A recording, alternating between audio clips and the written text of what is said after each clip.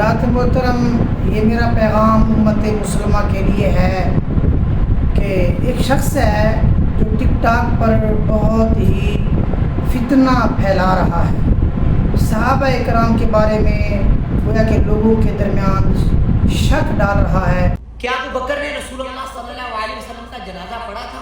میں آپ کو آپ کے علماء کی طرح نہیں کہوں گا کہ بخاری میں حدیث ہے، میں آپ کو حوالہ دوں گا۔ 1387 حدیث ہے، امی عائشہ سے روایت ہے، بالکل قوی حدیث ہے، متفقہ علیہ حدیث ہے، صحیح بخاری کی۔ ٹھیک ہے، حدیث آپ لے لیجئے۔ حضرت ابو بکر نے حضرت عائشہ سے پوچھا کہ نبی کو کتنے کپڑوں میں کفن دیا جاتا، تو انہوں نے جواب دیا کہ 3 سفید سوتی چادروں میں، جن میں نہ قمیض تھی نہ امامہ تھا۔ اب آپ سوچنے کی بات ہے کہ آپ اگر کسی کے جنازے میں موجود ہوں، کسی کے تدفین میں موجود ہوں، کسی کا آپ جو ہے وہ غسل دے رہے ہوں، تو آپ کو تو یہ ساری چیزیں پتہ ہونی چاہیے۔ تو یہ بہت بڑا ایک سوچنے کی بات ہے پوری بنو امیہ کے لیے کہ انہوں نے کیا کیا باتیں لکھی، اور جب آپ حدیثیں پڑھتے ہیں تو آپ کے سامنے سچ آ جاتا ہے۔ یہ علماء کرام کہتے ہیں کہ ابو بکر وہ تھا جو ہے غار ہیرا میں جو ہے وہ اپنی ایڑی رکھتا تھا، جبکہ اگر آپ مکہ میں وزٹ کریں وہاں 2 بندوں کی جگہ ہی نہیں، وہاں صرف 1 بندے کی جگہ ہے غار ہیرا میں۔ اتنا انہوں نے جھوٹ لکھا ہے، تو یہ بتائیں کہ کیا رسول اللہ کے جنازے پہ ابو بکر موجود تھے یا نہیں؟ یہ بہت بڑا سوال ہے۔ انہوں نے آپ لوگوں سے کتنا جھوٹ بولا ہے، کتنا جھوٹ بولا ہے، پہلے خلیفہ کے بارے میں کتنا جھوٹ بولا ہے۔ یہ حدیثیں آپ پڑھیں، مطالعہ کریں۔ باقی یہی کہوں گا، نہ دین ملا نہ دنیا۔ ابھی آگے چل کے یہ بھی بتاؤں گا کہ بی بی فاطمہ الزہرا اپنی وفات کے تک ابو بکر سے کبھی بات نہیں کی، اور یہ بھی حدیث بخاری میں بھی۔ پہلے بھی میں نے اس کی ایک بات کا جواب دیا تھا، تو میں نے اب اس کی آئی ڈی دیکھی تو اس میں بہت سارے اعتراضات اس نے کیے ہیں، یعنی صحابہ کرام پر، ان کی شان پر، ان کی فضیلت پر، ان کے مقام پر۔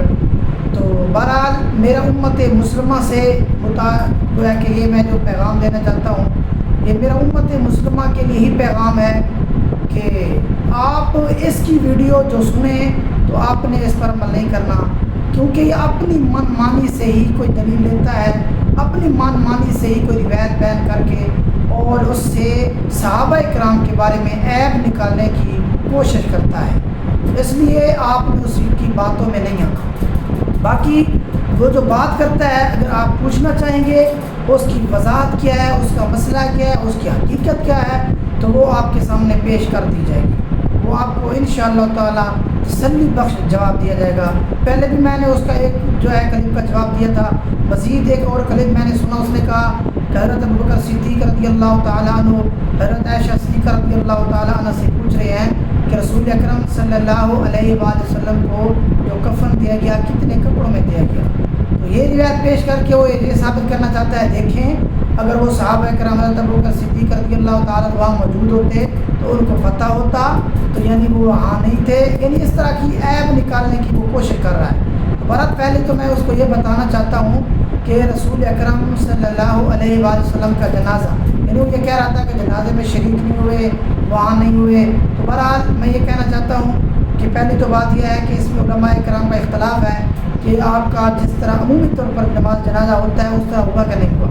باقی یہ ہے کہ رسول اکرم صلی اللہ علیہ وآلہ وسلم جب آپ کا کفن دیا گیا تو آپ کے بعد جماعت در جماعت آتی گئی اور آپ پر درود السلام پڑھتی گئی۔ اس کے دلائل موجود ہیں، طبقات کبریٰ کے اندر یہ بات موجود ہے کہ جب رسول اکرم صلی اللہ علیہ وآلہ وسلم کو غسل و کفن دیا گیا تو حضرت عمر فاروق، حضرت ابوبکر صدیق رضی اللہ تعالیٰ عنہما تھے، اور آپ کے ساتھ اور جو تھا، آپ نے آ کر رسول اکرم صلی اللہ علیہ وسلم کی ذات مبارکہ پر درود السلام پڑھا۔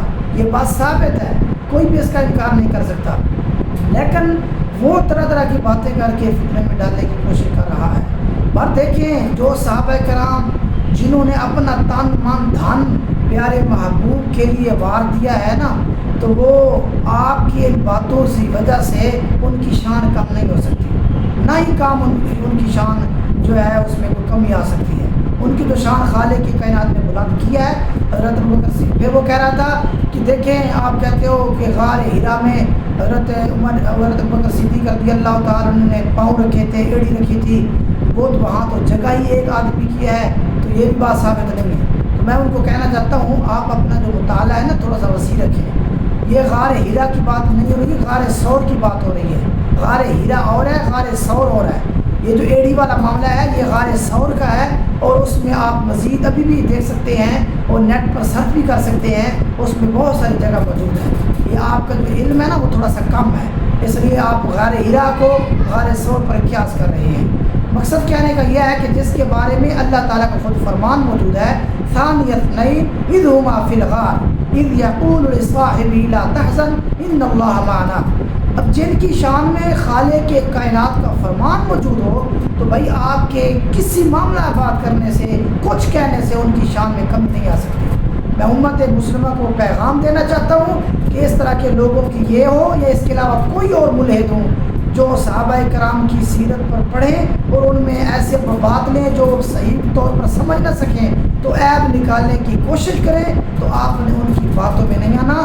آپ نے پیارے محبوب کے جو جان نثار ہیں، اہل بیت ہیں، صحابہ کرام ہیں، ان کی محبت آپ کے دل میں ہونی چاہیے۔ وہ کہتے ہیں آپ کو نہ دنیا ملی، نہ دین ملا، نہ آخرت ملی۔ میں کہتا ہوں بھائی ہمیں دنیا بھی ملی ہے، ہمیں دین بھی ملا ہے۔ جب ہم نے کلمہ پڑھ لیا، جب ہم پیارے محبوب کے امتی بن گئے ہیں، جب ہم صحابہ کرام سے محبت رکھتے ہیں، اہل بیت سے محبت رکھتے ہیں، تو آپ کے یہ کہنے سے ہمیں کوئی فرق نہیں پڑتا۔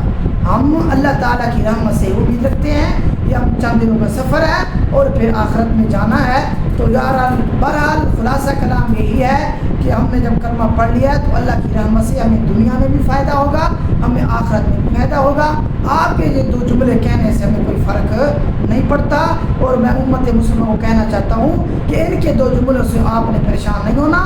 آپ نے پیارے محبوب سے بھی محبت رکھنی ہے، صحابہ کرام سے بھی محبت ہو، اہل بیت سے بھی محبت ہو، اولیاء کرام سے بھی محبت ہو، یعنی جو معاملات جن کا تعلق پیارے محبوب سے ہو گیا ہے، جو اللہ تبارک و تعالیٰ کے برگزیدہ بن گئے ہیں، تو ان سے محبت گویا کہ یہ ایمان کا تقاضا ہے، اور یہ ہمارے لیے آخرت کا لیے نجات کا ذریعہ ہے۔